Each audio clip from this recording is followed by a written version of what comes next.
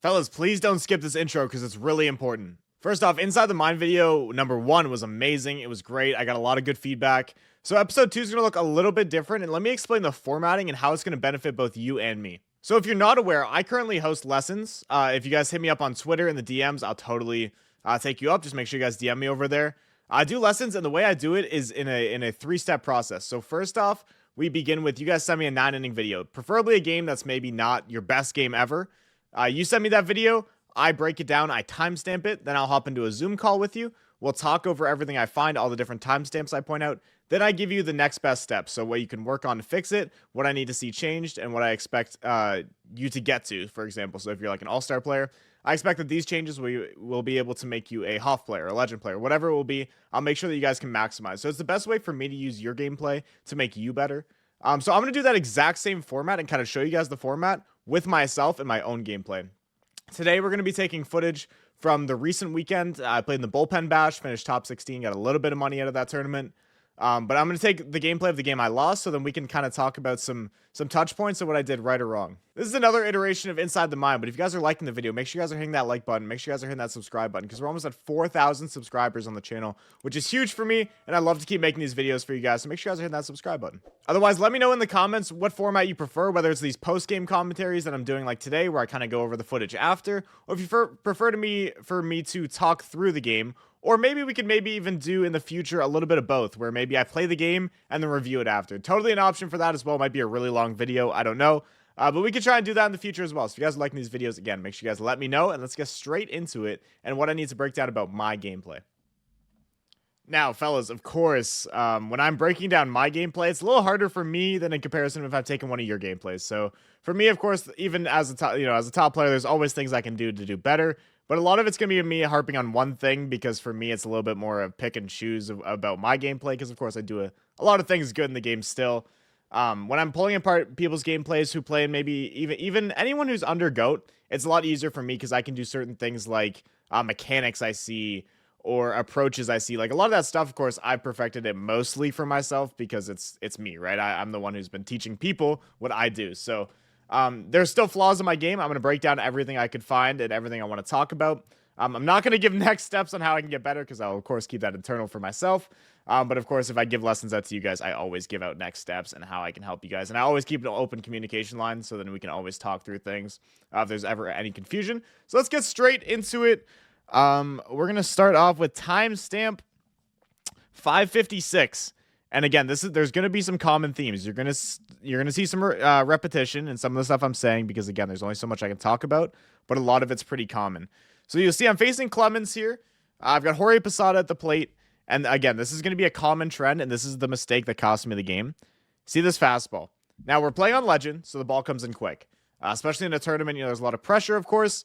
That fastball, I cannot let beat me, especially early in the game. If you guys watch my hitting tips videos, my Inside the Mind videos, a lot of the things I talk about is getting to the fastball early in the game. First 3 innings, I should be nailing the fastball. I want to hit off speed. I don't want to hit fastballs. So I want to take them out early. I want to get rid of the fastball. That's what I usually do in the game. I did not do that well at all in this game. If we go to 620, same exact example. I have to go back a little bit. Same example. Bang, beats me. First pitch, early in the count. This is where I need to be taking away the fastball. I've always talked about it. For myself personally, as a hitter, I've always liked to take away the fastball, get to the off speed, get to the sinkers. I like to hit those slower pitches. Gives me more time to get to the baseball. Again, I had been beat again by a fastball early in the count. That's where I should be hunting all the time. I can be frustrated with myself now because the game is over.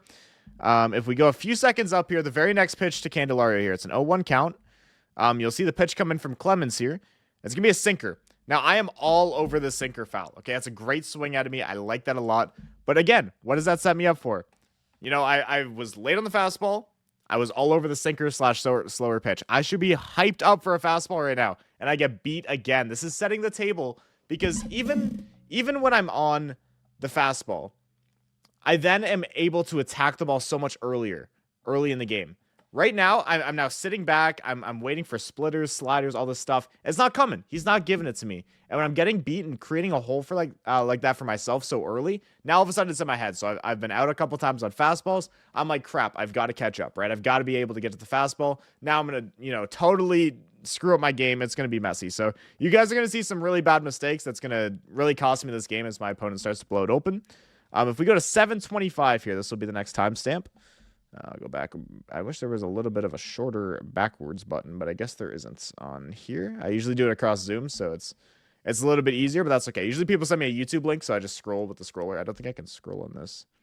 And it gave me the camera. Not really. Okay. All good. We're discovering this as we do it on the fly here. So as I let this roll here, you're going to see once we get to, what time is this? 7:25. So I will be all over off speed here. Coming up, you'll see me be on the off speed. You know, I'm making contact with it. I'm getting off speed. So then all that does is just set me up for a fastball here, right? He's thrown me, I think to this count, it's now been 3 straight sliders I've made contact with, fouled off. Sets me up for a heater. I have to be ready for that. Like, I can't be getting beat like that. It's so messy on my part. It ends up resulting in an out for Trey Turner anyways, later in the at-bat. But again, these are the pitches I either need to be hitting or fouling off hard. I need to be early on it. I need to show that fastball's not a weakness because it can be Clemens' best pitch if you're not hitting it. So again, there's a lapse in my gameplay. What I will talk about, that's mostly mental. That's mostly just not being prepared. That's not me thinking far enough ahead, not me being in my approach. This was like only game 2 on the day, so there's no reason for me to call fatigue, excuse me. Just bad on my part. If we go to 11:13, you're gonna see again, like this is backlash or mistaken process after seeing or after sitting more on off speed. So you see with Renhefo here, 0-1, I get absolutely, like, this is where I start guessing, right? It's the 3rd inning now, and I'm like, crap, he's gonna throw me a fastball. I'm way out in front. But the problem with this whole fastball approach is that, you know, when you're not sitting on the fastball, you're sitting on these off speed, you're sitting on the sinker, is that even pitches that are off speed pitches that break in on you, you tend to be late on because you let the ball travel too deep. So you'll see with Renhefo again, I'll replay this here as we go through it. You know, like this flail, this is just a messy flail. My PCI is where a fastball would be. It's not it. So I know that probably he's not going to come back to the fastball. I've shown him going to be early. I know an off-speed pitch is coming, but again, this is just a messy swing on a slider. This can be taken. This is a messy 0-2 swing. It's not a good swing. 11:28 is going to be the next one. And again, look, he's thrown me 2 off-speed pitches. What has he been starting me in counts all the time with? Fastballs. Again, bang, late on it again. This is a common trend. It's way too common in this game. He totally exploited my holes in my game right there. And I didn't adjust. I didn't make the change. And this is where you need to be ahead of the game, especially in competitive tournaments. Currently don't even have a hit on the game. We're 3rd inning here. I have no hits. But these are mistakes that are common mistakes. This is where you find them. This is where you see them in gameplay. And you have to be aware of them. And these are just, you know, I let this game get too deep on me. You'll start to see me hit. I don't always hamper on all the bad. But I do end up hitting a little bit more in the game. And we'll talk about some of the good swings I take as well and some of the processes that changed. Eventually, maybe too late. If I go, can I go back like 2 seconds, bro? God, this timer thing is not ideal. But in this next at bat, you're gonna see the first pitch heater again. And again, I will stop after this one. I promise you, I will stop harping on it.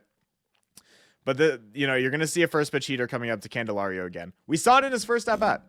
Candelario came up, he got beat by a fastball inside. So what should I be looking for here? You guys should be screaming it from the rooftops right now. A first pitch high fastball. What do I get? And I swing right through it again. This is unacceptable from my point of view. What should have changed and what I thought I should have done, because I've done this in tournaments in the past, is look, if I'm not getting to that fastball, it's because my PCI is not feeling snappy enough. So what I should be doing and what I should be changing in that process is where I start my PCI a little bit. I've been middle sitting. It had worked up till this point. It's not working right now. I'm getting beat. So for me, what I usually do if I'm getting beat is I start a little bit up. Maybe a little bit up and in. And I get to that spot a little bit sooner. And you know what? Maybe it causes me to miss a couple other pitches, but right now I'm not getting those. I'm getting fastballs. I'm getting beat by them, especially early. You can take your risks. When it's 0-0, 0-1, this is when you can take your risks. Whatever. You swing and miss 2 strikes. Doesn't matter. Doesn't change anything. What I should be doing is starting my PCI, and if I'll let my PCI come set here. What I should be doing, and what is a backup comfortable option for me if I'm getting beat by fastballs, my PCI should be starting here. Another thing you'll see is my timing of my PCI. So this is causing me, even though I like my approach, I think everything usually flows pretty well. I think my whole flow was a little bit off. It felt inconsistent at the best of times. So you'll see kind of, watch, there's my circle, right? Usually I do it about I want to make sure it's done before the hands separate, right? On time with the sinker. Pretty good. You'll see in this next at bat here with Candelario, my timing's off. Watch it here. Ready? You're going to see in about 5 seconds here when I do one circle. And where that circle ended way early. The hands had not separated by the time I stopped my circle. My motion's off. My timing's off. Like, you can see clear discrepancies in what should be happening. That circle is terrible. I don't even know what that is. That looks disconjointed. Take a terrible swing. These are mistakes that, again, it's just, whether it's a feel thing, whether it's a mechanical thing, whether it's just a mental thing for me, those are off. And that's what I need to work on. That's what I need to make sure is more consistent. That one's pretty good, and I'm on time with the ball, right? So you can see just based off mechanics alone, there was clear mistakes that I was making. If we go up to 28-30, this is where you finally start to see my approach change a little bit.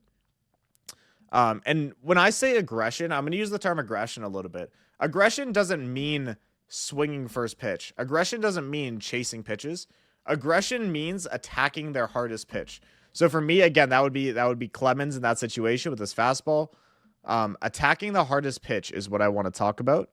At 28-30, which will be just up here, you're going to see Adam Ottavino enter the game. Now, again, I'm down 7-0, 7th inning. But first pitch here, this is what I love, and I didn't do this against Clemens. Attack first pitch on the fastball. I get a sinker right over the heart of the plate. I'm not missing that baseball with Trey Turner. He hits one deep. He gets us back in the game, 2-run shot. That's what I needed to do all game. Again, I timestamped those things at the start for a reason, so you could understand the difference in what's happening in my gameplay.